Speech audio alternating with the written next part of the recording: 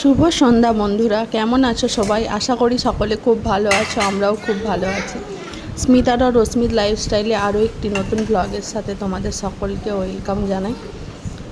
সন্ধ্যা থেকেই আজকের ব্লগটা স্টার্ট করলাম। সন্ধ্যাবেলায় যে চলে এসেছি, ছেলের জন্য একটু পিডিয়াশিওর গুলিয়ে নেব, আর শাশুড়ি বৌমা আমরা রচা খাবো, আমাদের জন্য একটু লিকার চা করে নেব।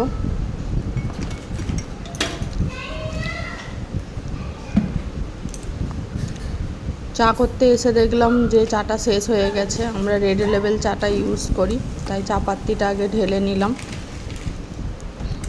তারপরে যেহেতু লিকার চা করবো, একটু আদা থেতো করে নিলাম।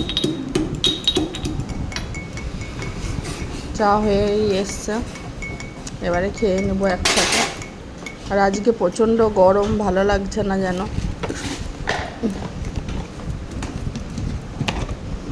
কদিন বেশ বৃষ্টি ছিল বলে ওয়েদারটা ঠান্ডা ছিল, আবার যেন প্রচণ্ড গরম পড়েছে।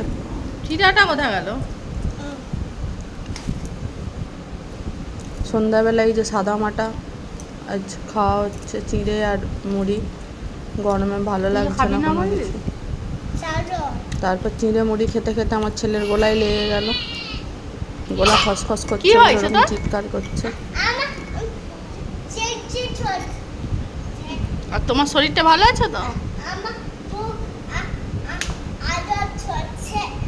মুখ খসখস একটু আগে করছে। বলছিল আমার শরীরটা ভালো নেই, শরীরটা খারাপ।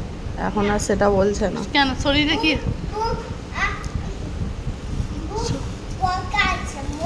মুখে পোকা আছে? আর তোমার শরীরটা কি ভালো নয় এরকম? ওরে বাপরে, পোকা কি বেরিয়ে আসবে ওরকম করে? খাওয়া না, দাওয়া দুধটা করে খেয়ে নে, ঠিক হয়ে যাবে। দিনের যেমন ডিউটি ছেলেকে পড়ানো, দুধটা খাও, ঠিক হয়ে যাবে। ডেলি লাইফে যে কি শেয়ার তোমাকে করবো কে বলেছে বুঝতে ঘর পারি না। মুছতে? তবুও হয়ে যেটুকু গেছে তো, তোমাকে কে মুছতে বলেছে? শেয়ার করলে মনে হয় সেটাই করি। ছেলে এই যে সকালবেলায় ঘর মুছামুছি স্টার্ট করে দিয়েছে। ওকে বলিই না ঘর মোছার জন্য, বাড়িতে পুরোনো আলমারি ছিল, লোহা ভাঙা টিন ভাঙারা নিয়ে গেল। সেই সুযোগে ও দেখি না এইসব কাণ্ড কীর্তি করা শুরু করে দিয়েছে। তারপরে এই যে পুরোনো শাড়ি এসব দিয়ে বাসনপত্র, টুল আর এসব এসেছিলো। বাড়িতে একটা টুলের খুব দরকার ছিল, ছেলেটা ভেঙে ফেলেছিল। অনেকদিন থেকেই পড়ে আছে শাড়িগুলো, আজ ভাবলাম দেখি কি নেওয়া যায়, সেটাই ভাবছি, দেখছি আর কি। ছেলে এই যে ব্যাট আর বল নেওয়ার জন্য বায়না করছে, বাড়িতে দুটো জোড়া পড়ে আছে, তবুও আবার বায়না করছে। টাকা দিয়েও কেনা যাবে, 20 টাকা, 30 টাকা, 100 টাকা, কোনোটা 110 টাকা, এরকম দাম। ছানলা নেওয়ার ইচ্ছা ছিল, ছানলাগুলোর দাম বেশি বলছে, 25 টাকা করে বলছে, তাই ভাবছি দোকানেই কিনে নেব। ওই যে শাড়ি আর নাইটিটা পরেছিল ওগুলো দিয়েই কিনেছি। একটা কিনতে 4টে শাড়ি লেগেছে আর 3টে নাইটি লেগেছে। একটা শাড়ির বদলে 3টে নাইটি।